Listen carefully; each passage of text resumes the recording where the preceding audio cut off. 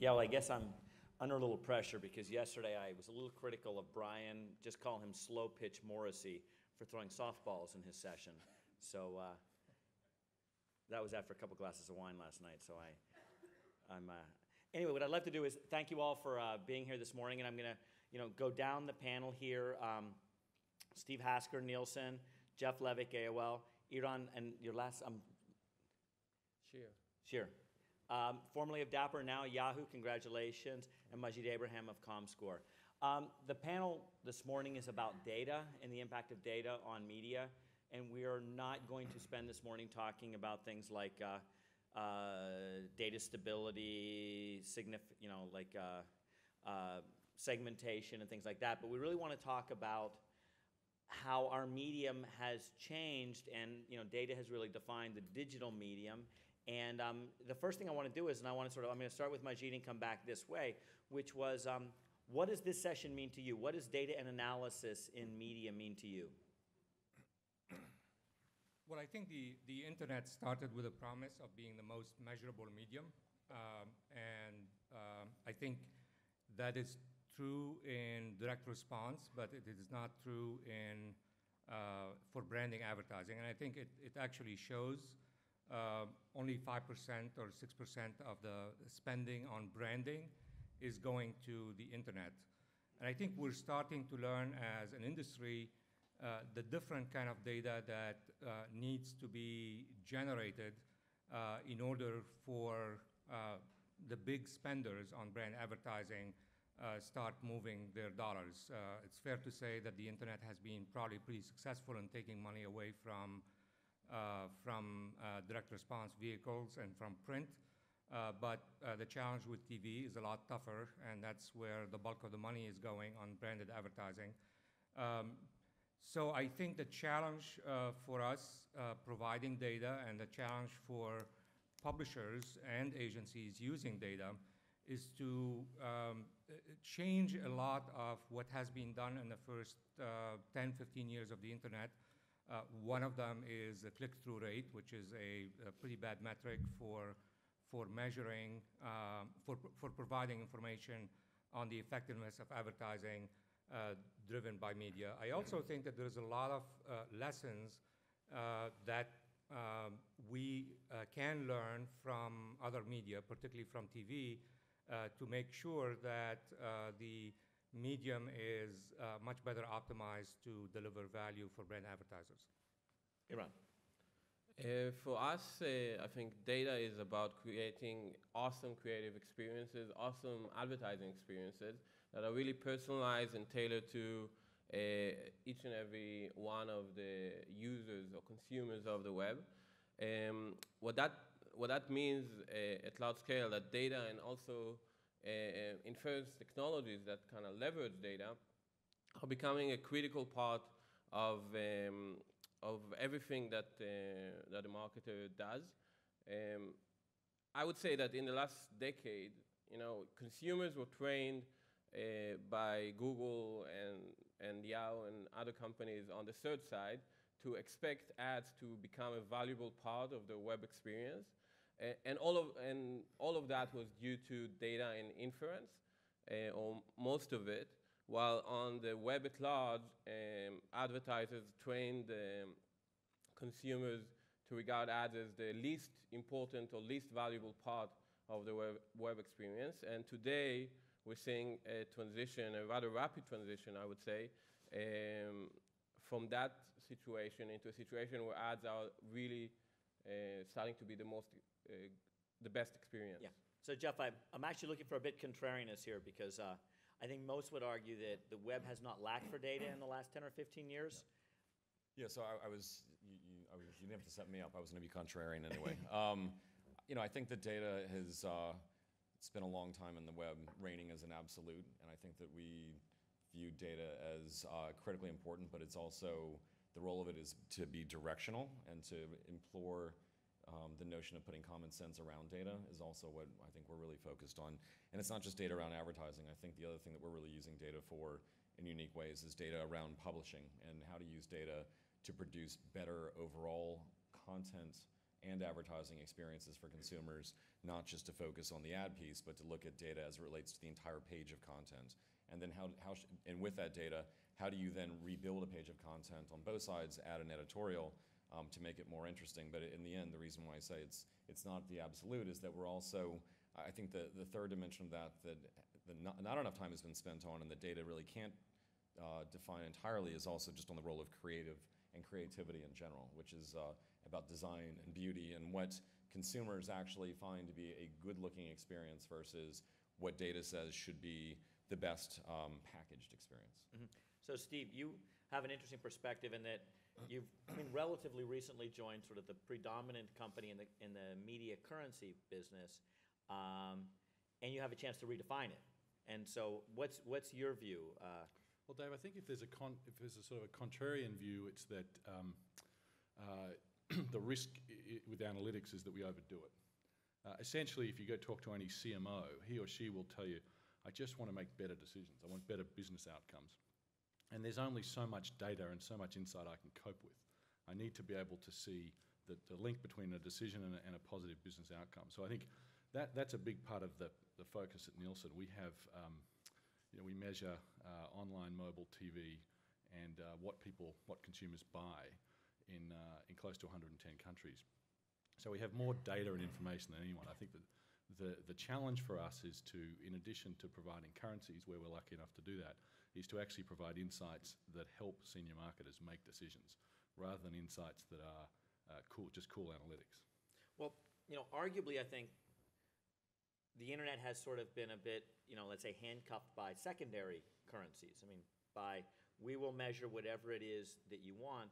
It seems to me we're seeing that across a lot of media. Do you think we are going to see the web move more like TV with one or two primary currencies, or do we think it's going to be a world entirely of secondary currencies? And by secondary currency, I mean, I buy this ad if, in fact, you are going to give me a certain amount of clicks or a certain amount of sales. Yeah, I think, as Magid said at the opening, the great promise of the internet was that it was more measurable, more actionable. There was a closed loop there. And as a result, many of the online publishers across the world said, we don't want to look like TV. We have no interest in TV-like metrics. We have no interest in those kinds of rudimentary, if you like, accounts of audiences and so forth.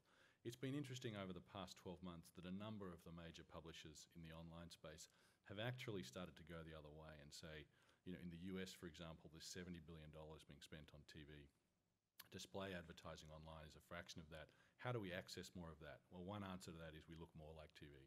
So we're more comparable to TV, and we enable planners and senior marketers to make side-by-side direct comparisons. So in answer to your question, Dave, I think that we will see one or two currencies that enable very large amounts of transaction, and particularly the comparability back to television. Yeah. So, one thing which I find, 468 by 60. Does everyone know what that is?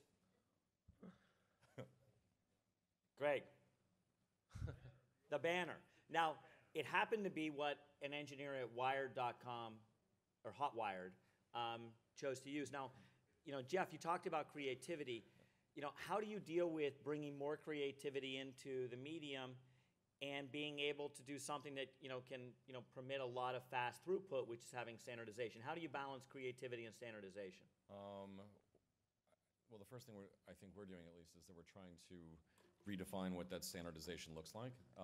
Standardization is important so that you can reach scale, but at the same vein, to your point, the web and the vehicles that we're using as standard ad units on the web were built a decade ago, adopted a decade ago, and were basically built by technologists, not by advertising professionals. So I think that we're taking a fairly more audacious step, which is we think that the entire sort of wiring and plumbing of the web and web-based advertising needs to be reimagined.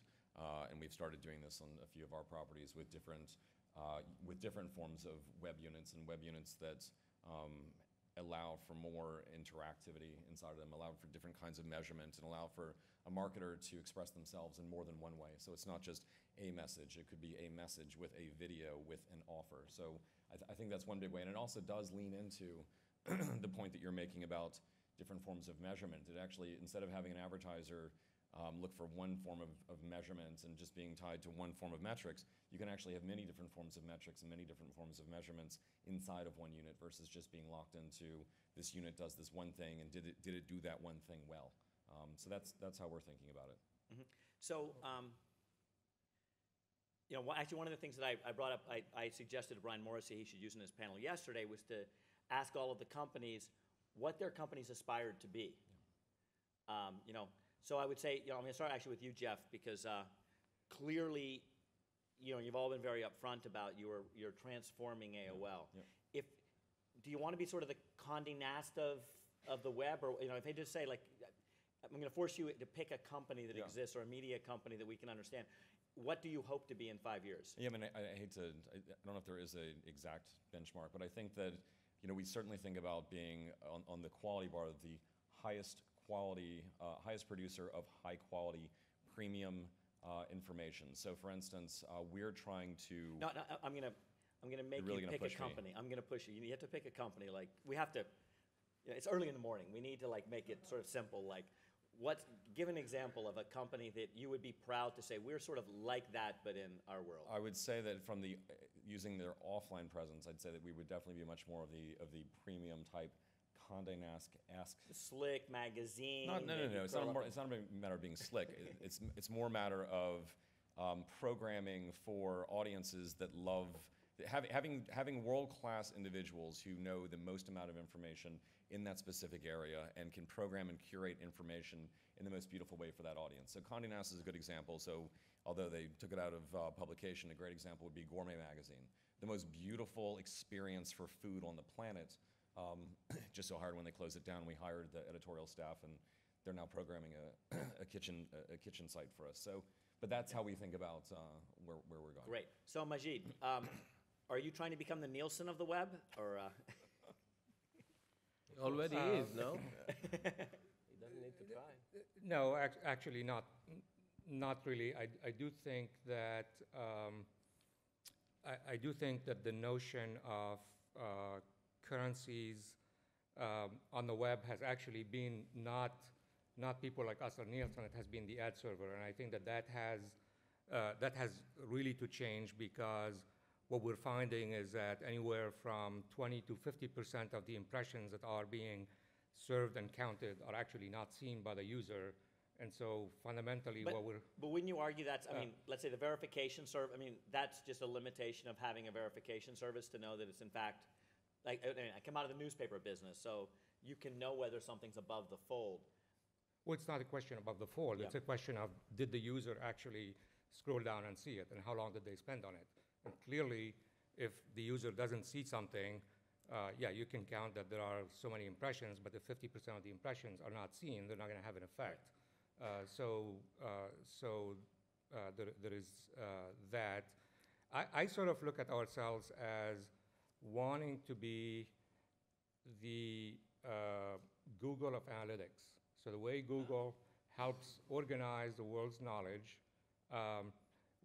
we think that it's not just audience analytics, it's about advertising analytics, helping, without monetization, there is no content on the web. And so I think we view our challenge is to deliver the right analytics to help people deliver more value and therefore create more monetization, which can help our industry. And so we're sort of looking at audience and user analytics. We're looking at advertising analytics, and we're also looking at mobile analytics, because clearly that's just a totally different revolution and mode of access that ultimately will capture a huge amount of the web usage. In fact, you look at Facebook, the average Facebook user on mobile is actually a heavier user than what you see them on TV. So Eran, how long have you been a Yahoo employee? 3 weeks. 3 weeks. Okay. So, what is Yahoo? What company does Yahoo aspire to? So you clearly have. Yeah. You haven't just gotten the memos yet. Carol and ask her what to answer. But let me give you my view. advertising is just content, right? It's very simple. Yeah, you have published content, you have advertised content. It's the same from a consumer perspective. It's the same thing. So if you open up a web page and the ads are not the best part of the web page, then you as a marketer failed in your job, right? So our goal, as a very small part of Yahoo at the moment, our goal is very simple. It's to understand what is your intent. And lots of people here talked about dashboards and metrics and first order and second order metrics, but I actually think of it as much more actionable thing. It's not about only giving the CMO insights. It's about actionable matching relevant content to intent. Yeah, but do you think, is technology the limitation? I mean, one of the things I was always surprised by, I guess not, I shouldn't have been, was that when I would go to a publisher with a great advertiser, they would be, in many cases, happy to take it at half the price to have it. Like Harley Davidson ads, they would take it half the price. Yeah. So is the issue the lack of data and technology to optimize it, or is the issue the lack of a medium and a sales organization and marketing, I would say, Jeff, to embrace it and pull it into our medium? So I would say the issue of I mean, I know you sold your company based on the former, but my question's on the latter. So I would say it's a combination of both data technology and psychology of the profession or the market. And what I mean by that is the data and technology are there. Google paved the way, other companies followed suit. It was shown that this can be done at large scale. The issue was that I think the advertising industry at large was just not adapting to that for a long while. Yeah. Right? So you have to put yourself into a bucket. What company do you aspire to be in 5 years? What company do I inspire to be? Assume Carol's going to call you and ask you. She's like, Eran, Okay. what company should we be like in 5 years? Okay, so if you ask about Yahoo, I think it's very simple. As someone that actually... I need a company name. You have to go in the box. Yeah, you have to go in the box. Okay. I mean, we have the So Google of I would Analytics. say, yes, the Google of Analytics, great. What So are you going to be? What we're going to be is we're going to understand user intent. No. Wait, I need a company name. I need a company name. It just goes out at the end of the day, it just goes out to the Google, but at the So large Yahoo scale. doesn't know yet what it wants to be. Yeah. Google?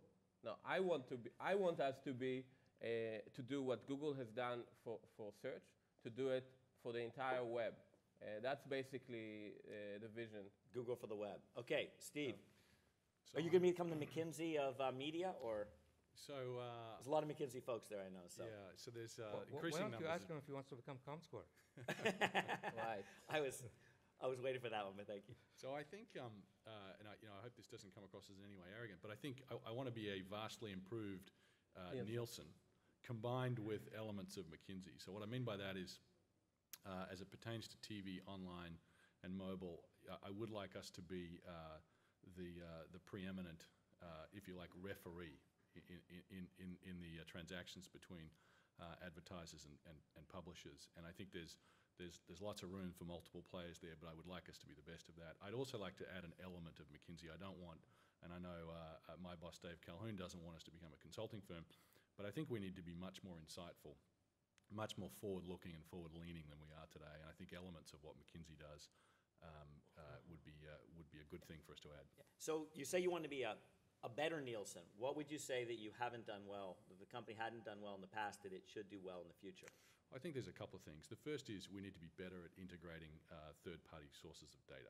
So whether that's set-top box data, whether that's server log data, whether that's third-party analytics, for me it doesn't really matter. I think we need to be much better about taking Nielsen's panel information and combining that with third-party sources, firstly.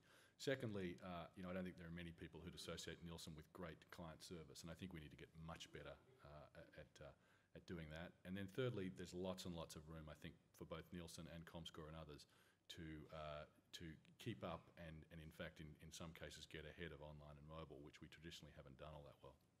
So I'd be remiss if I don't talk about the ups and downs of being a referee. And you know, obviously when we're looking at a new medium and you own a currency and you make a mistake and people bet dollars on it, should a referee become a guarantor? I mean, you know, you restated, or I don't know if it's been a restatement, but at least announced proactively on your own that some numbers were miscounted. What do you say to the publisher that sold against a bad number 6 months ago or missed their MBO, you know, didn't get their bonus on a quarter? Yeah, so a couple of people have asked me since I joined Nielsen what was the best training for the role at Nielsen, and I spent time back in the day as an accountant and then many years at McKinsey. I think the best training for me was I used to be an Australian rules football umpire. I don't know whether anyone's seen a game of Australian rules, but whether it was the sort of convict heritage or too much sunshine, there is a part of the Australian culture which is you at all times abuse and criticise the umpire, very vocally, direct to his or her face. You know, I think that sort of thickened my hide a little bit for the role that Nielsen plays and the role comScore plays. We do make mistakes from time to time, as everyone does, and particularly in the online environment where things are moving fast. You know, browsers are updated every couple of months. We need to move faster than we have. Certainly the best training was that pointed criticism I used to get as an Australian rules umpire. I don't know that we would move, or we should move, to a point of view where we're guaranteeing anything, because you know, I think that's overstepping the mark, and I think it starts to affect our independence. Magid, what's your point of view? I'm sort of. It seems to me there's a certain predictability in what you do. I mean, could a currency become a guarantor of its numbers, do you think? I'm trying to help negotiate new deals for everybody out here. One of the things that we did about a year and a half ago, which really works very well for us right now, is that we have moved away from using just panel only to using a combination of census data that you collect from server logs, if you like, not quite, but with the panel data. And so we have a fully accurate yardstick to compare ourselves against.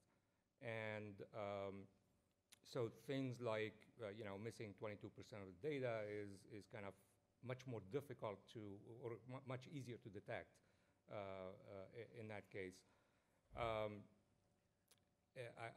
I do think, like Steve, everybody makes a mistake every once in a while, but you know, fundamentally, I think you need to be a really top-notch technology company to be able to stay on top of the internet with all its evolution, and more increasingly on mobile. So that is absolutely a requirement. Now, what we do is actually very tough. I mean, so when you, for instance, try to look at online video, it changes so fast, the players change so fast, the technology moves so fast. You really need to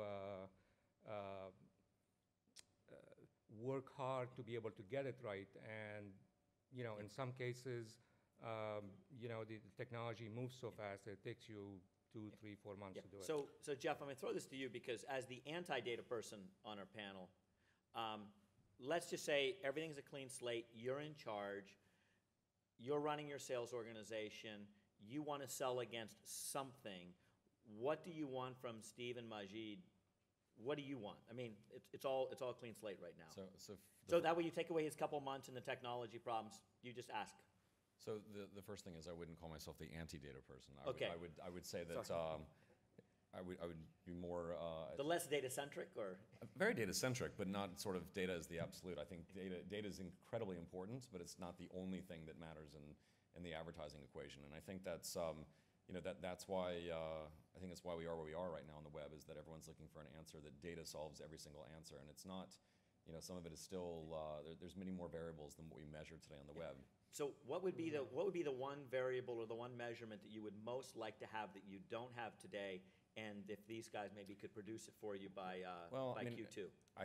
That would be great. What is I think maybe it's not just one data point or one measurement. I think it does go back to the explanation or the way that media companies can better understand the correlation between web and television. So there still is this great disparity between consumption and spend, and everyone's in the mad race to try to move spend over. I think which is wonderful. We'd love that, but it's also really understanding. Is it a GRP equivalent, or It's what either would you? well, it's something that will help media buyers understand better how these two mediums work together, not just to say, I'm going to translate internet audience into GRP, so now you'll know how to buy it better. It's more about how do these two mediums interact, how do they actually play together, so you would know, so that marketers know better how they should be allocating their spend or spending in combination between the web and TV, because TV is not going away.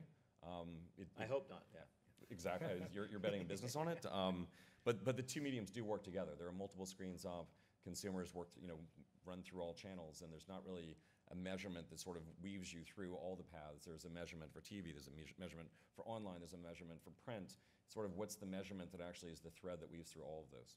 Great. So, Eran, I want to throw to you to say, so now you're 3 weeks into Yahoo, and Carol's calling you into her office next week. She keeps on calling me, I think. Yeah, yeah. So you've talked about changing the user experience and the value of advertising. What would you like to see next year when someone goes to yahoo.com? What's the user experience and the advertising experience a person sees? So if I can just comment on your question to Jeff, two short points. One is the most critical issue today, I think from measurement standpoint, is the attribution funnel, that bar none. And I'm not talking only about the online attribution funnel, also the combination of offline and online, and really understanding the impact of top funnel things like display as they impact things like search, which harvests the intent. So that's number one. Number two, I would say that data is everything, and what I mean by that is not that creativity is not important. Creativity is extremely important if it is scaled by data. And actually, looking at what AOL does, like what's now known as the demand media model, it's all kind of based on data. Like looking at what's trending and then building content around it. So I think that data is pivotal, and not only on the advertising side, also on what publishers do. Now, as to your question about what will be the sort of the amazing experience in a year from now, I would say that as I mentioned, advertising is content and publishing content is obviously content. They need to blend. Like I want to get to a point where, and I think from our Dapper customers, they really got to that point. I want to get to a point where when a consumer gets on a website, it really sees the ads as a valuable part of the content, which means like what will come from that, if I'll just finish, is that you can break finally the banner sort of constraints. The reason that banners are banners today is because publishers want to kind of say to the users, hey, I'm not really involved with that piece of not that valuable thing that you have. I just need it for the money. So here, I'm putting it on the side. If advertising content was the best part of the website, we would start seeing blending of the two. So you would break the church and state and the notion that there's commercial in these editorials. Totally. Like we for example, did a campaign a couple of years ago where you go to a site like All Recipes, read a recipe for, I don't know, pasta primavera, and on the side you'll see an ad with all of the ingredients that you need for that specific recipe, right? And you'll see how much it would cost you if you go click on and buy. This is kind of an experience that really provides value to the consumer. Yeah. So I now want to go to the other side, and Magid and Steve, I want to ask each of you, and then I'm going to take a question or two. You're in charge now. What's the metric you think publishers or those that sell ads should focus most on and let you focus on doing best? Let's start with Magid. Well, again, I don't know that there is a single metric, but I think one of the metrics that has been really lacking is evaluating the creative, evaluating the message. It's all about, it's the message stupid. And I think the web has really totally ignored that. TV, on the other hand, does that as a very systematic discipline. You don't really put an ad on TV without testing it, without evaluating it. We've done some research that shows that 55% of the effect of advertising is the creative compared to 15, 16% of the effect of the media itself. So if you have zero creative or zero value creative, you're going to have zero value effect. And what's really kind of a tragedy or an irony is that when you have a campaign that doesn't work, it's the medium that gets blamed. And there is just no looking at, you know, was the creative any good and what is its value. Yeah. I do think that the cross media is very important because we need to better articulate for your average brand manager that is used to spending mostly on TV, what's the complementary role between the two. And you asked a question about, and actually we think that that's very important. We have a partnership with one of the major carriers in the US to build a 3-screen set of people, about 25,000 households. We're very excited about that. And what we think the metric that's going to matter in a cross-media world is not GRPs. I mean, not all GRPs are created equal. It's really the fact that you can't reach everybody on TV if you're a marketer and you want to reach your target. You really need to complement it with digital and what is the right mix that will allow you to maximize So that it's effect. a media mix model, a next generation media mix model? It's, yeah, to some extent it's a media mix model, and it is evaluating the relative effectiveness, but it is also having a strategic look at your consumers and what's the best way to reach them. Some consumers you just can't reach on TV. Steve? So I think we've got to start with a measure that is directly or largely comparable to TV in the online environment. I think we've then got to extend it into mobile. We're doing that in the second quarter of next year. We'll have an online campaign rating or an online GRP that will be able to sit in a media mix model or a media planners model alongside TV. And the idea is to take our panel information with a consortium of publisher information, age and gender demographics from the publishers, including Facebook. We think that's going to be a pretty big breakthrough just in terms of setting a level playing field and then enabling the creative comparison, then enabling the engagement comparison and all the other things that go along with it. Great. So I want people to start thinking of questions. Do we have any questions out there yet? I've got, right back there. And make sure to identify yourself and... Hello, my name is Martin Duval. I'm CEO of a company called Bluenov, managing open innovation and collaborative innovation. I'm talking, does the concept of open data mean anything to your industry and to you when it comes to the idea that you might outsource to the crunching or to the analysis or to the visualization of data to third parties like developers, startups, or partners? It's a good one for you to jump in, Steve.